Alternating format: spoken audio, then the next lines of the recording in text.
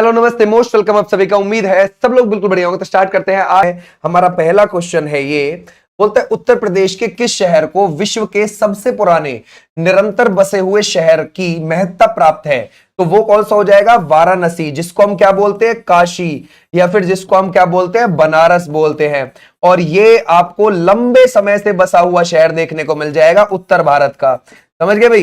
ये उत्तर भारत का या फिर उत्तर प्रदेश का ऐसा शहर है जो लंबे समय से बसा हुआ है, उजड़ा नहीं है। लगभग 3000 साल से लगातार बसा हुआ है। अच्छा, दक्षिण भारत में ऐसा कोई शहर है क्या जो लगातार लंबे समय से पुराना बसा हुआ है? हाँ, वो आपको तमिलनाडु में मिल जाएगा, मदुरई। ठीक है भाई, ध्यान रखोगे। कौन सी नदी के किनारे है वो? वैगई नदी के किनारे। अच्छा, दुनिया का सबसे पुराना वो है काहिरा शहर, और काहिरा आपको कहां पर देखने को मिल जाएगा? मिस्र यानी कि इजिप्ट के अंदर, और लगभग 5000 साल पुराना है वो। समझ गए? तो ऐसे आपने ध्यान रखना है। आ जाओ नेक्स्ट पर।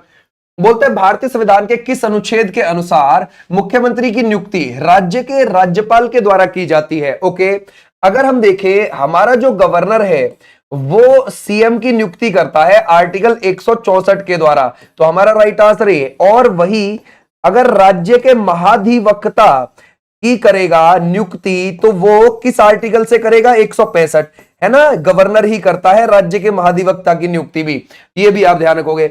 अगर हम देखेंगे सीएम बनने के लिए कम से कम 25, गवर्नर बनने के लिए कम से कम आपको देखने को मिलेगी 35 कम से कम उम्र। ठीक है भाई, आ जाओ नेक्स्ट पर। दिल्ली सल्तनत में कितने राजवंश थे? ओके, हम किसकी बात कर रहे हैं? हम दिल्ली सल्तनत की बात कर रहे हैं। अगर हम देखें दिल्ली सल्तनत को, तो यहां पर पहला पहला जो वंश था वो गुलाम वंश था। और ये कब से कब तक गद्दी पर बैठा था? 1206 से 1290 तक ये वंश। उसके बाद खिलजी वंश आ गया, और खिलजी वंश बैठा है 1290 से लेकर 1320 तक। उसके बाद कौन सा आया? तुगलक वंश आया भाई। और अगर आप देखोगे तुगलक वंश कब से कब तक बैठा है? 1320 से 1414 तक बैठा है। उसके बाद कौन से आए? सैयद वंश वाले आए, और ये 1414 से लेकर 1451 तक। और उसके बाद आखिरी लोधी वंश वाले आए, जो 1451 से 1526 तक बैठे। ये अफगानी मुसलमान थे। ठीक है भाई, क्लियर हो जाएगा। ये कौन थे? अफगानी मुस्लिम। और ये जो थे ये तुर्क मुस्लिम थे। ठीक है भाई, क्लियर हो जाएगा। कौन थे? ये तुर्क मुसलमान थे। ये भी आप ध्यान रखोगे। ठीक है भाई, क्लियर हो जाएगा। ओके, अब बात आती है यहां पर 5 इज द राइट आंसर। 5 हो गए टोटल। उसके बाद फिर मुगल आ गए थे लोधियों के बाद भाई। ठीक है भाई, आज नेक्स्ट पर। बोलता है उत्तर प्रदेश के कितने जिले नेपाल की सीमा से लगते हैं? आपको क्या लगता है? ओके, देखो यूपी के जो एक ही अंतरराष्ट्रीय सीमा सिर्फ एक ही देश से लगेगी, यूपी की, नेपाल से। और वो भी कितने लगते हैं? 7 जिले लगते हैं। ओके, और अगर हम अपने राज्यों की बात करें तो 8 राज्य और 1 केंद्र शासित प्रदेश ये यूपी से टच होते हैं। ओके, जो एक केंद्र शासित प्रदेश टच होता है वो दिल्ली होता है। ओके, और यूपी के 3 जिले लगते हैं दिल्ली से। कितने जिले लगते हैं? 3 जिले यूपी के दिल्ली से। ये भी आप ध्यान रखोगे। ठीक है भाई, क्लियर हो जाएगा। ओके, लेकिन अगर हम बात करें उत्तराखंड से कितने लगते हैं यूपी के? 7 जिले लगते हैं। अगर हम बात करें बिहार से कितने लगते हैं जी? बिहार से आप ध्यान रखोगे 7 जिले लगते हैं। ठीक है भाई, क्लियर हो जाएगा। अगर हम बात करें झारखंड से कितने लगते हैं, हम बोलेंगे झारखंड से 1 लगता है। अगर हमसे पूछा जाए कि जी छत्तीसगढ़ से कितने लगते हैं, हम बोलेंगे जी 1 लगता है। ठीक है भाई, अगर हम बोले हिमाचल प्रदेश से कितने लगते हैं, हम बोलेंगे जी 1 जिला लगता है। ठीक है, अगर हम देखें हरियाणा से कितने लगते हैं जी? 6 जिले लगते हैं। अगर हम देखें राजस्थान से यूपी के कितने जिले लगते हैं जी? 2 जिले लगते। से यूपी के कितने जिले लगते हैं? 11 जिले लगते हैं। ठीक है भाई, क्लियर हो जाएगा। ऐसे ध्यान रखोगे। 1 2 3 4 5 6 7 8। ठीक है भाई, ये 8 राज्य, 1 केंद्र शासित प्रदेश, खत्म। ठीक है भाई, ऐसे ध्यान रखोगे। तो उत्तर प्रदेश के नेपाल से कितने लग रहे हैं? 7 जिले लगते हैं। ठीक है भाई, क्लियर हो जाएगा। शाबाश। तो ध्यान रखना, ऐसे हमें ध्यान रखना है कि ये जो जिलों की संख्या है ना, ये यूपी के जिलों की संख्या है जो इन राज्यों से लग रहे हैं इधर। ठीक है भाई, आ जाओ नेक्स्ट पर। बोलते हैं भारतीय संविधान के अनुच्छेद 112 के अनुसार भारत सरकार के अनुमानित प्राप्तियों और व्यय का विवरण हर वित्तीय वर्ष में कौन प्रस्तुत करवाएगा? प्रेसिडेंट करवाएगा जी। ठीक है, कौन करवाएगा? राष्ट्रपति करवाएगा। क्लियर हो जाएगा 112 के तहत। और हमारा जो ये बजट की बात कर रहे हैं हम, ठीक है, 112 के तहत पेश किया जाता है। हमारा राइट आंसर हो जाएगा ये। और कौन करता है? वित्त मंत्री करता है। क्लियर हो जाएगा? वित्त मंत्री कब करता है? 1 फरवरी को करता है। अगर हम देखें अब की बार 8वीं बार अपना खुद का, है ना भाई, ध्यान रखोगे, 8वीं बार खुद के नंबर के हिसाब से निर्मला सीतारमण जी ने पेश किया है। ठीक है, ये भी आप ध्यान रखोगे। सबसे ज्यादा बार 10 बार किसने बजट पेश किया था? मोरारजी देसाई ने किया था। किसने? मोरारजी देसाई, इन्होंने किया था। आ जाओ भी नेक्स्ट पर। बोलता है भारतीय संविधान में राष्ट्रपति का महाभियोग का प्रावधान किसके संविधान से लिया गया है? ओके भाई, राष्ट्रपति, पहली बात तो ये जो पद है ये पद हमने यूएसए के संविधान से लिया है।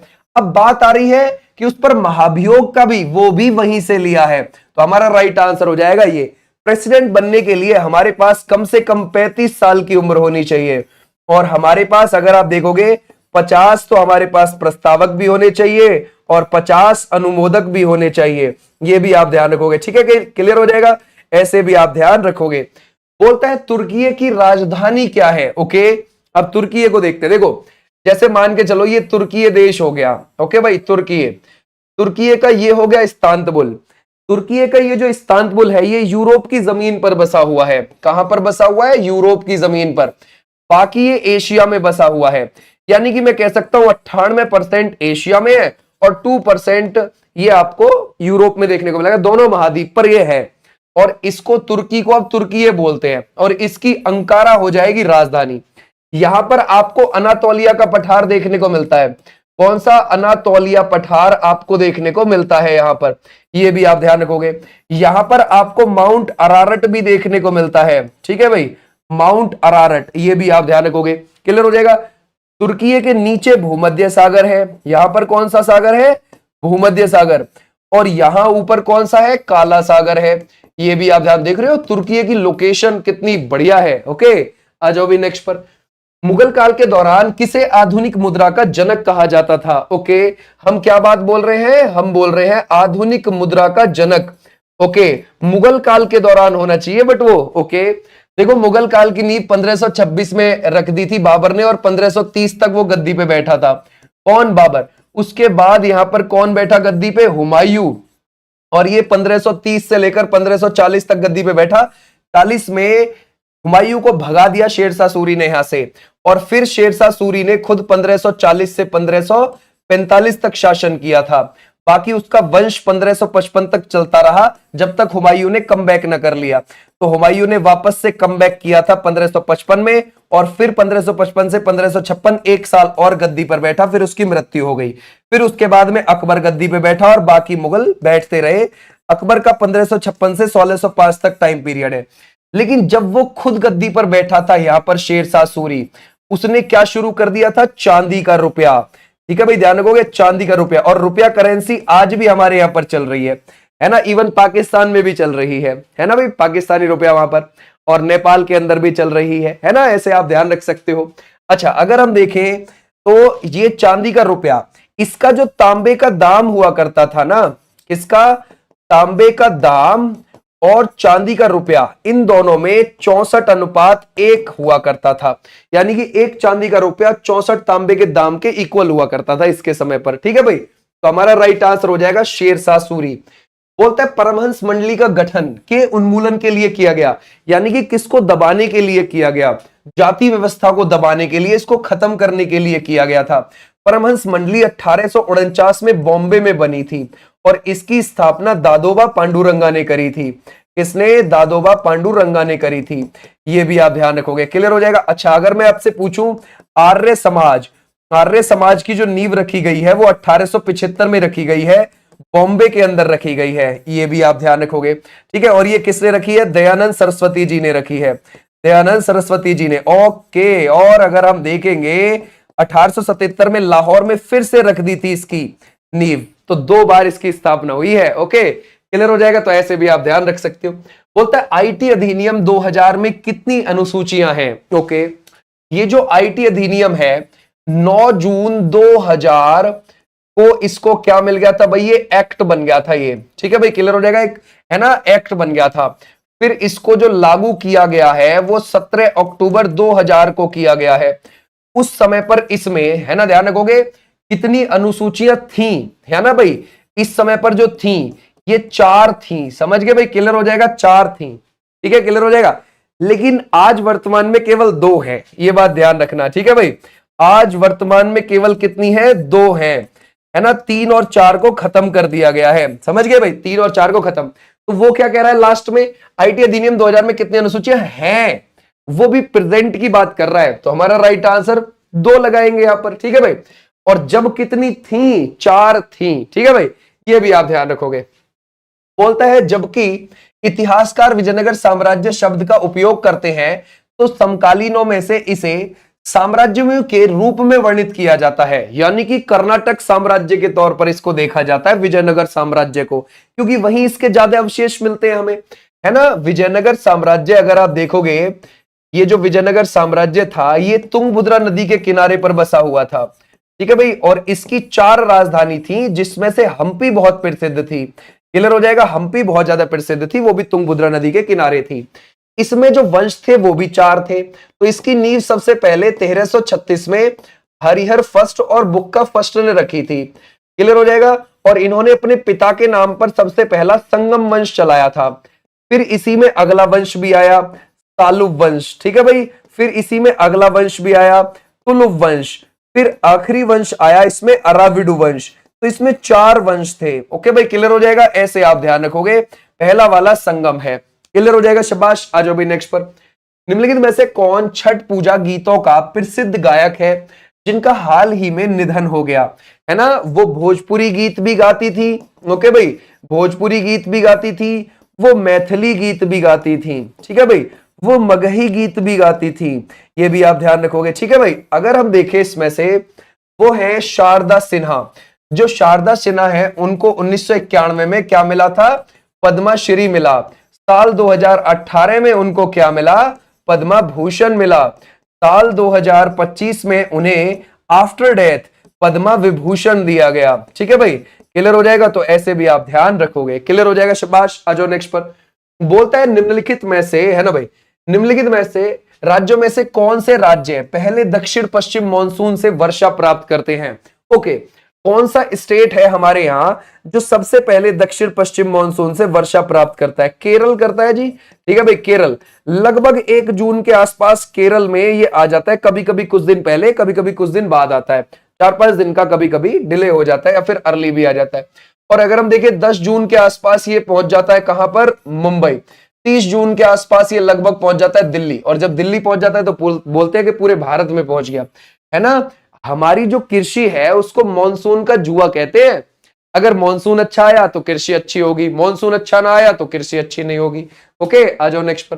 बोलता है नवंबर 2024 में डीआरडीओ द्वारा सफल उड़ान परीक्षणों के बाद निर्देशित पिनाका रॉकेट सिस्टम की बढ़ी हुई रेंज क्या है। तो ये जो डीआरडीओ ने करी है भाई, इसकी testing, defence research and development organisation, कब बनी है ये, 1958 में बनी है, ठीक है भाई। और इसने जो भी इसकी टेस्टिंग करी वो 75 किलोमीटर, ध्यान रखोगे, ये इसकी बढ़ी हुई रेंज है और इसको आर्मी में शामिल कर लिया गया है। लेकिन अभी हम टेस्टिंग और भी करेंगे, 120 किलोमीटर वाली की भी करेंगे, 200 वाली की भी, 300 वाली की, ताकि और ज्यादा एडवांस हमारे यहां ये मिले पिनाका, ठीक है भाई। आ जाओ नेक्स्ट। निम्नलिखित में से कौन सा एक वैधानिक निकाय है। अच्छा, वैधानिक निकाय, देखो अगर आप देखोगे संवैधानिक निकाय, है ना भाई, संवैधानिक निकाय, तो हमेशा ध्यान रखना जो संविधान में दिए हुए हैं वो संवैधानिक होते हैं। जैसे कि कैग हमारा दिया हुआ है संविधान में, 148 से 151 आर्टिकल के बीच मिल जाएगा आपको। वित्त आयोग बिल्कुल दिया गया है 280 और 281 आर्टिकल में। फिर यूपीएससी बिल्कुल दिया गया है 315 से 323 आर्टिकल में, राइट बात है। लेकिन एनएचआरसी, ये तो देखो, वैधानिक आयोग वो होते हैं जो बाद में संसद के द्वारा कानून बनाकर बनाए जाते हैं, ठीक है, क्लियर हो जाएगा, कानून पारित करके बनाए जाते हैं, ठीक है, क्लियर हो जाएगा, उनको हम वैधानिक निकाय बोलते हैं। तो NHRC, national human right commission, है ना भाई, ये जो बना था ये किससे बना था, मानवाधिकार अधिनियम से बना था। पहले मानवाधिकार अधिनियम, मानवाधिकार अधिनियम ये पारित किया गया था। और ये कब हुआ था, ये अधिनियम कब बना था, 28 सितंबर, है ना भाई, संसद ने इसको कब पारित कर दिया, 28 सितंबर 1993 को। ओके, इसी के जरिए राष्ट्रीय मानव अधिकार आयोग बना, यानी कि एनएचआरसी बना। कब बना है? ये 12 अक्टूबर 1993 को। और बाकी राज्यों में भी जो राज्य मानव अधिकार आयोग बने थे वो इसी अधिनियम के जरिए बने थे, और हमारा ये भी, हमारे देश का भी राष्ट्रीय मानव अधिकार आयोग इसी से बना है। तो इससे कब इसकी स्थापना होगी एनएचआरसी की? 12 अक्टूबर 1993 को। ये आप ध्यान रखोगे। इसका हेडक्वार्टर कहां है? दिल्ली के अंदर है। ये भी आप ध्यान रख सकते हो। ठीक है भाई, क्लियर हो जाएगा, समझ गए? आ जाओ भाई नेक्स्ट पर। बोलता प्रथम पंचवर्षीय योजना 1951 से 56 की योजना का मसौदा तैयार करने में शामिल युवा अर्थशास्त्री कौन से? वो हो जाते हैं K. N.. Raj is the right answer. अच्छा, अगर हम देखें 1951 से जो 1956 के बीच पहला 5 ईयर प्लान था, ये किस पर आधारित था? कृषि पर आधारित था। और अगर आप देखोगे 2.1% हमारी लक्ष्य वृद्धि दर थी और 3.6% हमारी वास्तविक हमने इतनी अचीव करी थी। इसमें 5 आईआईटी बनाए गए थे। ओके, पहला एशियाई बौद्ध शिखर सम्मेलन कहां आयोजित हुआ, जिसका उद्घाटन राष्ट्रपति द्रौपदी मुर्मू जी ने किया है? तो हमारा राइट आंसर क्या हो जाएगा? ये नई दिल्ली के अंदर हुआ। और ये कब हुआ था? 5 और 6 नवंबर को हुआ था। कब हुआ? 5 और 6 नवंबर को। और हमारी ये कितनेवें नंबर की? 15वें नंबर की प्रेसिडेंट है द्रौपदी मुर्मू जी। 2022 में गद्दी पर बैठी। ये भी आप ध्यान रखोगे। ठीक है भाई, आ जाओ नेक्स्ट पर। जब भारतीय अर्थव्यवस्था का उदारीकरण हुआ तब यहां प्रधानमंत्री कौन था? जरा बताओ। देखो, अब हम उदारीकरण की बात कर रहे हैं। उदारीकरण मतलब ये हम लिबरलाइजेशन की बात कर रहे हैं। ठीक है भाई, ये रहा। ठीक है भाई, किसकी बात? लिबरलाइजेशन की बात कर रहे हैं। लिबरलाइज जो हुए थे हम, उस समय पर हमारा प्रधानमंत्री कौन है? तो वो कौन है? नरसिम्हा राव जी हैं। 1991 से लेकर 1996 के बीच में यही थे पीएम। और मनमोहन सिंह जी हमारे उस समय पर वित्त मंत्री थे, है ना भाई? क्लियर हो जाएगा, वित्त मंत्री थे उस समय पर। ये भी आप ध्यान रखोगे। ओके, तो हमारे यहां जुलाई में एलपीजी रिफॉर्म्स हो गए थे 1991 में। कौन से? एलपीजी, यानी कि लिबरलाइजेशन, प्राइवेटाइजेशन, ग्लोबलाइजेशन, ये शुरू हो गया। इस उदारीकरण का, लिबरलाइजेशन का मतलब क्या है? रूल में ढील देना। ठीक है भाई, ध्यान रखोगे। एलपीजी यानी कि जो आपके रूल रेगुलेशन है, सरकार उसमें थोड़ा ढील दे, ढील बरते, है ना भाई? जब ढील बरतेगी थोड़े से, तभी तो लोगों को काम करने में मजा आएगा आगे को, है ना?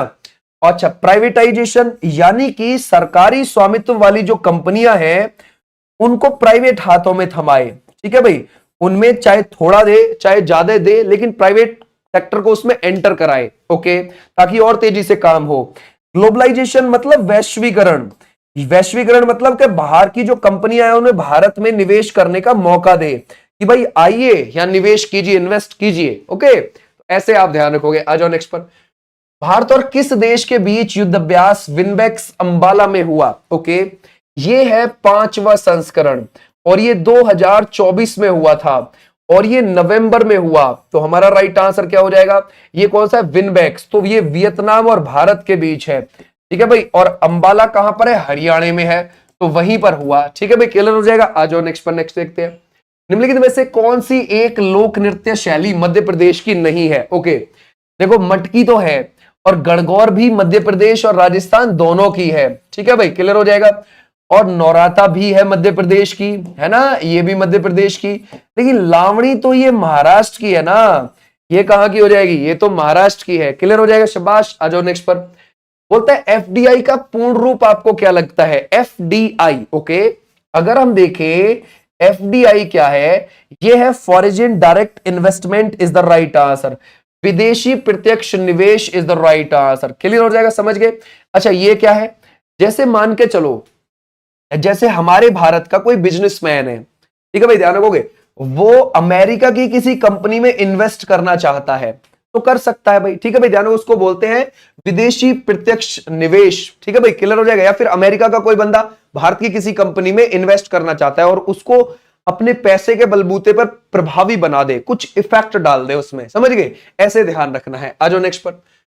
बोलता है निम्नलिखित में से कौन सा विकल्प मौर्य साम्राज्य के शासकों के सही कालानुक्रमिक क्रम को दर्शाता है? ओके, अगर हम देखें, देखो, सबसे पहले चंद्रगुप्त मौर्य ने ही 0 से 322 बीसी में, है ना, चंद्रगुप्त मौर्य ने मौर्य वंश की नींव रखी थी अपनी माता मूर के नाम पर। अगर आप देखोगे बिंदुसार, है ना, चंद्रगुप्त मौर्य के बाद वही गद्दी पे बैठा सम्राट अशोक। ठीक है भाई, ध्यान रखोगे, बिंदुसार के बाद। और इनका आखिरी जो था वो बृहद्रथ रहा। अच्छा, बृहद्रथ की हत्या किसने कर दी? पुष्यमित्र शुंग ने कर दी। और नए वंश पुष्यमित्र, है ना भाई, ध्यान रखोगे, पुष्यमित्र ने नए वंश शुंग वंश की नींव रख दी थी। ठीक है भाई, क्लियर हो जाएगा, ऐसे आपने ध्यान रखना है। कौन सा? पुष्यमित्र शुंग ने शुंग वंश की नींव रख दी। ठीक है, तो हमारा राइट आंसर हो जाएगा ये वाले बच्चे, बिल्कुल ठीक है। आ जाओ भी नेक्स्ट पर। बोलता है ए पैसेज टू इंडिया उपन्यास के लेखक कौन है? देखो हमेशा एक चीज ध्यान रखो, जैसे आप कोई हिस्ट्री का क्वेश्चन पढ़ रहे हैं या फिर आप पॉलिटी का कोई क्वेश्चन पढ़ रहे हैं, ये आपको रिदम में रखने पड़ते हैं पेपर तक, समझ गए? जब तक हम इनसे लाभ ना उठा ले क्वेश्चन से, हमारे लिए कोई चीज हार्ड या आसान अगर हम उसे घर पे सॉल्व कर रहे हैं तो वो लगती है, लेकिन हमारी उसमें प्रैक्टिस इतनी अच्छी होनी चाहिए कि हम उससे लाभ लेके आए पेपर में। अब जैसे मान के चलो कोई चीज हम कहते हैं कि भाई ये तो हमारे लिए आसान है ना, वो आसान जब तक है जब तक हम उससे लाभ ना ले। जब हम उससे पेपर में लाभ ले ले तो हम ये बोलेंगे कि हाँ अभी हमारे लिए आसान है, समझ गए? वरना तो जब अगर मान के चलो हमने उसके बारे में खूब पढ़ा लेकिन कोई पॉइंट लूज रह गया उसका और पेपर में वही लूज पॉइंट आ गया, तो हमने उसके बारे में तो सारी चीजें पढ़ ली थी, हम उससे घर पे आसान भी बोल रहे थे, पेपर में हम उससे लाभ नहीं ले पाए। हमें लाभ लेना पड़ेगा उससे, तभी तो हम आगे बढ़ेंगे। जब भी कोई भी टॉपिक आए, हिस्ट्री से, पॉलिटी से, ज्योग्राफी से, मतलब जो कॉन्सेप्चुअल चीजें हैं, जहां भी ये पॉइंट आए उसको अपने दिमाग में यही रखा करो कि भाई मेरे लिए आसान तो लग रहा है ये, लेकिन इससे मैं लाभ ले जाऊं बस कैसे भी, समझ गए? ओवर कॉन्फिडेंस में नहीं देखना है कभी भी कि हाँ यार यहां पे मैं बना रहा हूं, वहां पर भी निकाल ले जाऊंगा मैं, वहां अगर थोड़ा सा हट के आ गया तो दिक्कत बन जाएगी। इसलिए हमें सारी चीजें यही पहले ही तैयार करके रखनी है, समझ गए? क्रिकेट मैच होता है, प्लेयर्स अच्छा खेल रहे होते हैं, सेंचुरी बना रहे होते हैं, अगर कोई 2-2 3-3 मैच में लगातार, फिर भी वो 5वें मैच से पहले क्या करता है? प्रैक्टिस, कि भैया रिदम आ जाए मेरा एक बार, समझ गए? इस चीज को दिमाग में रखो। चलो, बोलता है ए पैसेज टू इंडिया उपन्यास के लेखक कौन है? तो हमारा राइट आंसर कौन हो जाएगा भाई? E.M. Forster is the right answer. Clear हो जाएगा, आ जाओ नेक्स्ट पर। बोलता है किसके अनुसार सुल्तान पृथ्वी पर ईश्वर का साया था? ओके, अगर हम देखें ये कौन है? बलबन ने बोला। बलबन गुलाम वंश से था, और ये जो गुलाम वंश है ये 1206 से 1290 तक चला, और ऐबक ने इसकी नींव रखी थी गुलाम वंश की। इसी में आगे चलकर, है ना भाई, ध्यान रखोगे, इल्तुतमिश भी इसी से था, रजिया भी इसी से थी भाई, आगे चलकर बलबन आ गया 1265 से 1286 के बीच। ठीक है भाई, ये बलबन आया, और ये बलबन ऐसा था, एक चालीसा दल बना रखा था इल्तुतमिश ने, उसी चालीसा दल में ये भी था बलबन। अब इल्तुतमिश की डेथ हो गई, आगे जाके रजिया की भी डेथ हो गई, और आगे छोटे मोटे शासकों की डेथ हो गई, आगे जाके ये गद्दी पर बैठ गया। और सबसे पहले जिस चालीसा दल से निकलकर आया था इल्तुतमिश के, उसी चालीसा दल को खत्म कर दिया इसने। ओके, तो ये भी आप ध्यान रखोगे, Balban is the right answer. अपने आप को आफराशियाब का वंशज बताता था, कहता था जब भी मैं किसी निम्न कुल के व्यक्ति को देखता हूं मेरा हाथ खुद ही तलवार पे चला जाता है। सोच रहे हो कितना घृणा करने वाला व्यक्ति था ये। ओके, बोलता है वायुमंडल में आर्द्रता मापने के लिए किस यंत्र का उपयोग किया जाता है? तो वो कौन सा हो जाएगा? Hygrometer is the right answer. अच्छा, पायरोमीटर का किस लिए होता है? उच्च ताप, समझ गए भाई, उच्च ताप को अगर आपको मापना है तो इसके लिए हो जाएगा। बैरोमीटर क्या है? वायुमंडलीय दाब मापने के लिए है। ओके भाई, क्लियर हो जाएगा, है ना, वायुमंडलीय दाब मापने के लिए है। और हाइड्रोमीटर किसके लिए है? यह है तरल पदार्थ का घनत्व मापने के लिए। ठीक है भाई, क्लियर हो जाएगा, किसके लिए? तरल पदार्थ का घनत्व मापने के लिए। ये भी आप ध्यान रखोगे। ठीक है भाई, क्लियर हो जाएगा, आ जाओ। बोलता है भारत में कौन सा मानसून 75% से अधिक वर्षा में योगदान देता है? तो हमारा राइट आंसर क्या हो जाएगा? हम लगाएंगे इसमें से दक्षिण पश्चिम monsoon is the right answer, यानी कि कौन सा वाला? यही वाला। ठीक है भाई, ये वाला, है ना भाई, क्लियर हो जाएगा। ये जो आता है इस दिशा से, जो केरल से आकर सबसे पहले टकराता है। ठीक है भाई, आ जाओ नेक्स्ट पर। बोलते हैं निम्नलिखित में से कौन सा सिख गुरु मुगल सम्राट बाबर का समकालीन था? देखो भाई, अगर आप देखोगे 1469 में गुरु नानक जी का जन्म हुआ था। क्लियर हो जाएगा, तो यही थे गुरु नानक देव जी जो बाबर के समकालीन थे। बाबर यहां पर 1526 से 1530 के बीच में गद्दी पर बैठा था, तो ये भी आप ध्यान रखोगे। क्लियर हो जाएगा, आ जाओ भी नेक्स्ट पर। बोलता है पत्रिका ग्लोबल फाइनेंस ने आरबीआई के गवर्नर शक्तिकांत दास को लगातार दूसरे वर्ष केंद्रीय बैंक रिपोर्ट कार्ड 2024 का कौन सा अवार्ड दिया? तो वो है A+ grade is the right answer. ये जो थे, ये 2018 से 2024 तक 6 साल के लिए, यानी कि 3-3 साल के 2 टर्म के लिए आरबीआई के गवर्नर रहे थे, और ये हमारे आरबीआई के 25वें गवर्नर थे। अभी 26वें जो आए हैं दिसंबर 2024 में, अगले 3 साल तक के लिए, वो है संजय मल्होत्रा। ठीक है भाई, क्लियर हो जाएंगे, संजय मल्होत्रा आए हैं, ये भी आप ध्यान रखोगे। ठीक है भाई, क्लियर हो जाएगा यहां तक। ओके, आ जाओ नेक्स्ट पर। बोलते हैं तारामती शिखर कहां है? तारामती, हरिश्चंद्र, कलसुबाई, महाराष्ट्र। ठीक है भाई, तो हमारा राइट आंसर क्या हो जाएगा? ये कौन कौन सी, अगर हम देखेंगे हरिश्चंद्र हो गई, या फिर हम देखें इसमें से कलसुबाई। ठीक है भाई, कलसुबाई, ऐसे आप ध्यान रखोगे। ठीक है, आ जाओ भाई नेक्स्ट पर। बोलते हैं बाला बोधिनी नामक स्त्री शिक्षा संबंधित पत्रिका के संपादक कौन थे? जरा बताओ क्या लगाओगे? श्रीनिवास दास है, या फिर आप लगाओगे भारतेंदु हरिश्चंद्र है, या फिर राम नरेश त्रिपाठी है, या फिर गौरी दत्त शुक्ल है? तो ये हो जाएंगे भारतेंदु हरिश्चंद्र। ये 1 जनवरी 1874 से शुरू हुई थी, और ये एक साप्ताहिक पत्रिका थी, और ये हिंदी में थी पत्रिका। ये भी आप ध्यान रखोगे। ठीक है भाई, क्लियर हो जाएगा, समझ गए? तो हमारा राइट आंसर है ये। आ जाओ नेक्स्ट पर। बोलता है भारत में तीसरे विमुद्रीकरण के दौरान निम्नलिखित में से कौन सा नोट प्रचलन से हटा दिया गया? तो हमारा राइट आंसर कौन सा हो जाएगा? 500 और 1000 इज द राइट आंसर। और अगर आप देखोगे हमारे यहां 1946 करण हुआ था, लेकिन वो आजादी से पहले का था। फिर आजादी के बाद कब हुआ था? 1978 में।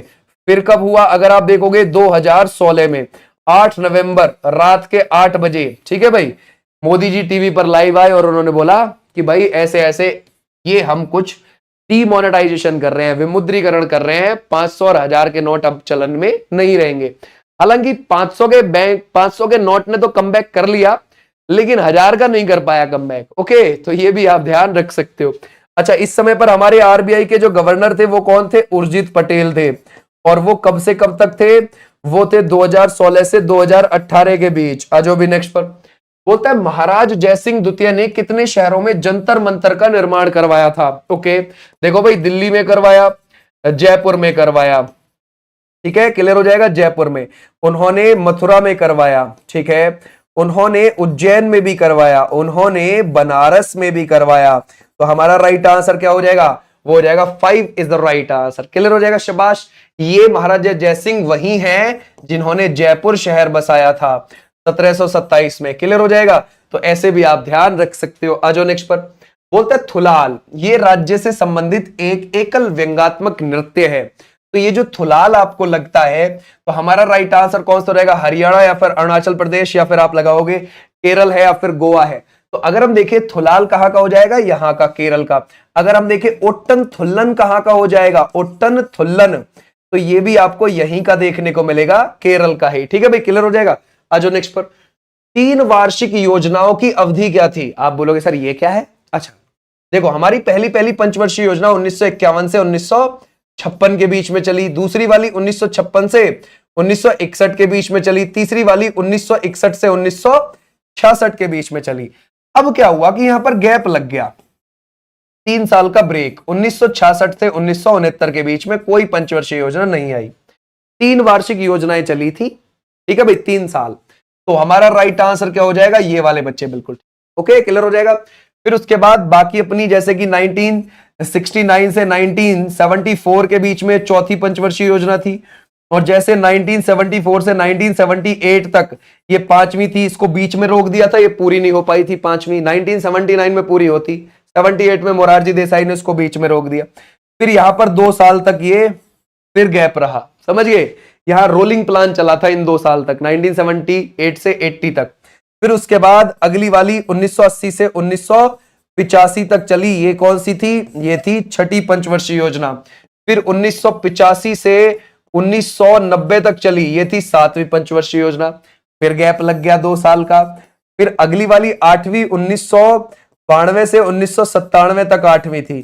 फिर ऐसे चलती रही। फिर और 2012 से लेकर 2017 के बीच में वो कौन सी पंचवर्षीय योजना थी? 12वीं। ठीक है भाई, क्लियर हो जाएगा।